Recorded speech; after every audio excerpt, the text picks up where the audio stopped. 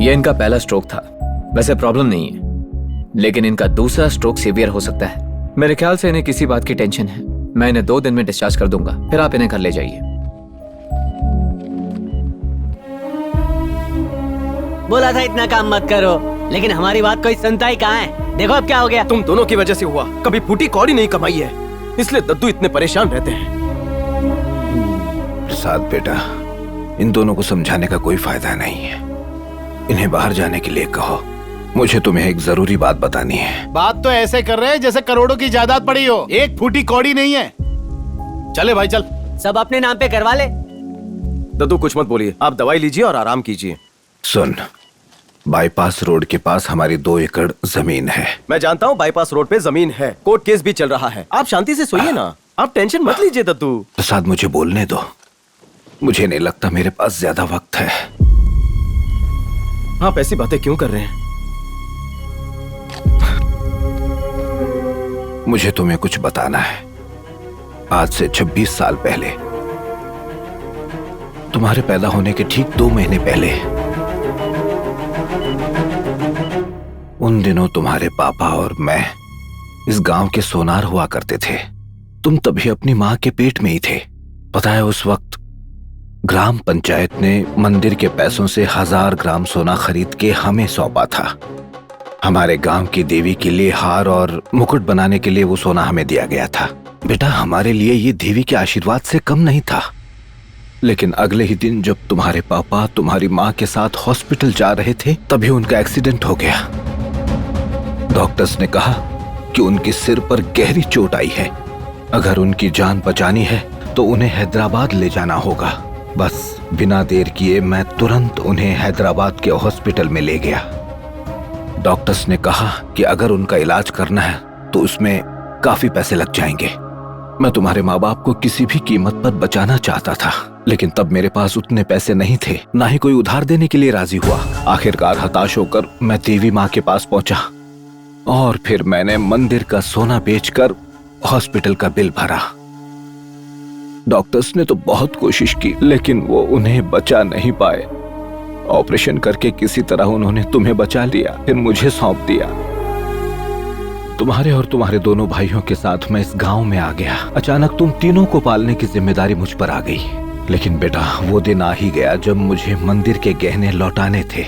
मैं नहीं जानता था उनसे क्या कहूँ और कैसे कहूँ। मैं बहुत शर्मिंदा था, इसलिए मैंने देवी माँ से माफी मांगी और उन्हें नकली सोने के जेवर बना दिए। नकली सोना मंदिर में ले जाते वक्त मेरे पैर कांप रहे थे। मैं जानता था मैं एक बहुत बड़ी गलती कर रहा हूँ, पर मेरे पास कोई चारा नहीं था, इसलिए मैंने नकली सोना पंचायत को सौंप दिया। सबको लगा कि सोना असली है और सबने मेरी कारीगरी की तारीफ की। जब वो देवी माँ को नकली सोने के गहने पहना रहे थे, मैं चीख कर उन्हें रोकना चाहता था, पर मैं ऐसा कर नहीं पाया। इतना बड़ा पाप करके मैं उस मंदिर में नहीं रुक सकता था। ये आप क्या कह रहे हैं दद्दू? पिछले 26 सालों से देवी माँ ने नकली गहने पहने हुए? हाँ बेटा,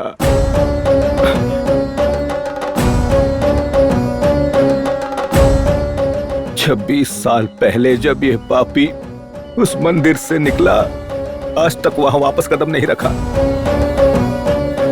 मैं देवी माँ के सामने नहीं जा सकता, उनसे आंखें नहीं मिला सकता।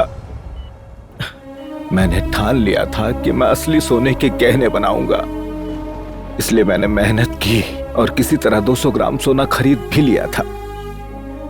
पर तुम्हारे वो भाई सारा सोना जुए में गंवा बैठे। अगर गांव वालों को पता चल गया कि मैं एक बहुत बड़ा धोखेबाज हूं, तो मैं शर्म के मारे अपनी जान दे दूंगा। ये देवी माँ का श्राप है, इसलिए आज तक एक भी लड़की हमारे घर में लक्ष्मी बनकर नहीं आई। तेरे भाइयों के साथ साथ मुझे तेरी शादी की भी चिंता है। तो अब हम क्या करें? मुझे मेरी गलती सुधारनी होगी। देवी माँ को असली सोना चढ़ाना होगा।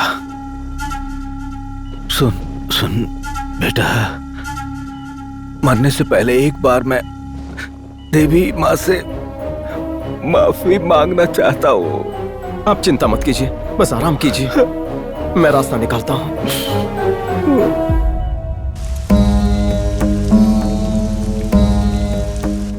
ये क्या बोल रहा है तू?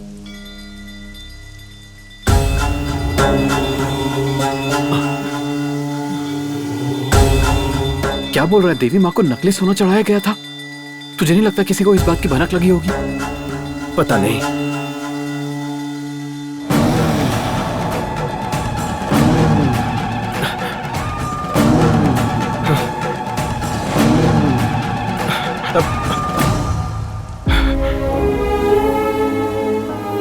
मुझे ये बात पता नहीं थी। मैं हर रोज सुबह यहाँ से ऑफिस जाता था, पर जब से पता चला है, ऐसा लग रहा है दादाजी के साथ मैं भी इस पाप में शामिल हूँ। मुझे असली सोने के जेवर बनाने ही होंगे। अरे पर कैसे करेगा? एक महीने में 1000 ग्राम सोना, इतने पैसे कहाँ से आएंगे? सरकारी लोग यहाँ आ चुके हैं, शायद एस्टिमेशन निकाल चुके हैं। मैं आज उसी सोने की वजह से जिंदा हूँ, वरना इस दुनिया में नहीं होता। और वैसे भी अगर देखा जाए तो मैं अपने दादा से भी बड़ा पापी हूँ, इसीलिए मुझे कहीं से भी असली सोने का इंतजाम करना ही पड़ेगा। देवी माँ, मैं सोना लाऊंगा, बस आपका आशीर्वाद चाहिए। माँ, आप मेरे घर पर आकर क्यों नहीं रहती? रहने दो, मैं जानती हूँ तू मुझे घर पर क्यों बुला रही हो। तेरी नजर कंगन पर है, मैं तेरे भाई के साथ रह लूंगी। जा तू अपना घर चला। कोई फर्क नहीं पड़ता आप कहाँ रहते हो, ऊपर जाने के बाद वो कंगन तो मेरे ही होंगे। चल जा, आई बड़ी, मुझे रहना ही नहीं है तेरे घर पे। मैं वकील साहब से मिलके आ रहा हूँ। हमारी जमीन छुड़ाने में कम से कम 6 महीने लग जाएंगे। सोचा था उसे बेचकर सोना ले आऊंगा, लेकिन अब कोई रास्ता नहीं बचा। एक और आइडिया है। हाँ बोलो। नकली सोना बैंक को देके बैंक से गोल्ड लोन ले सकते हैं। तुझे आसानी से मिल जाएगा, क्योंकि बैंक में गोल्ड लोन सैंक्शन तू ही तो करता है। कोई फायदा नहीं, हमारी बैंक 1 लाख रुपए से ज्यादा लोन सैंक्शन नहीं करती।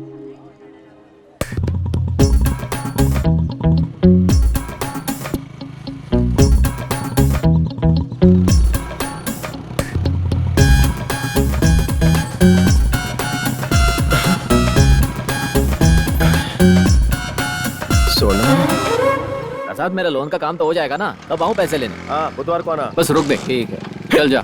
प्रसाद, मैं कब से तुझे ढूंढ रहा था। क्यों, क्या हुआ? मेरे पास एक जबरदस्त आइडिया है। वो क्या? तुझे तो पता ही है ना, अपना मैनेजर क्या करता है, किसी और के गहने सुवर्णा को देता रहता है और सुवर्णा 3-4 दिनों में उसे वापस लौटा देती है। हाँ तो? अरे मैं ये कह रहा हूँ, बैंक में कई लोगों ने आकर अपना सोना गिरवी रखा है, हम उसका इस्तेमाल करके देवी माँ के गहने बना देंगे। पहले सुन ले, 6 महीने में तुझे तेरी जमीन मिल जाएगी, तू उसे तुरंत बेच देना और उसके बाद सारा सोना वापस लॉकर में रख देना। अबे पागल है क्या? मेरी नौकरी जाएगी। अगर सरकार को पता चला तो तेरे पूरे परिवार को खतरा है।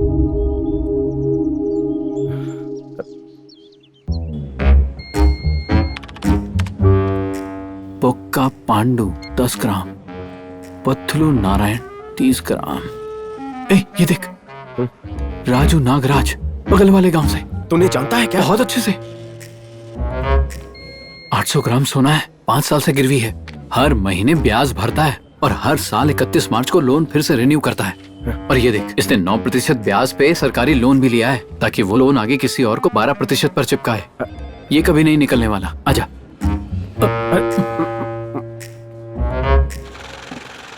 चल आजा, आजा, आजा।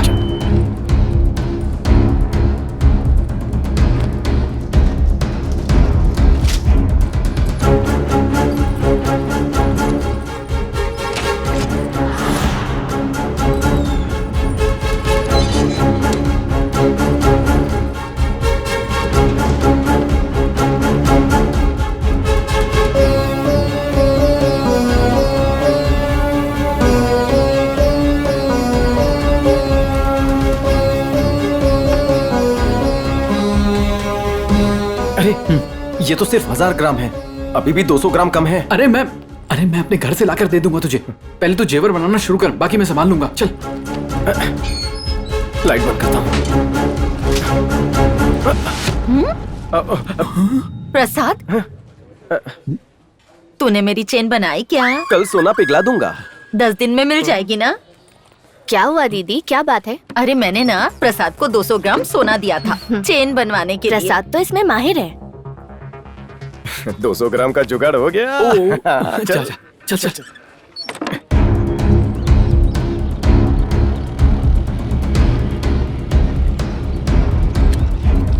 दद्दू अंदर आओ।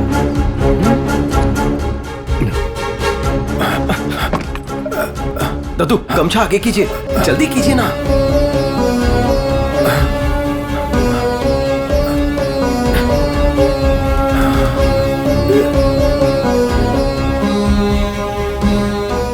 लेकिन ये तो गलत है। आप टेंशन मत लीजिए, ये एक किस्म का लोन ही है। हमारी जमीन वापस मिलते ही हम ये सोना बैंक को लौटा देंगे। लेकिन आप तुरंत काम शुरू कर दीजिए, उन दोनों के हाथ में ना लगे।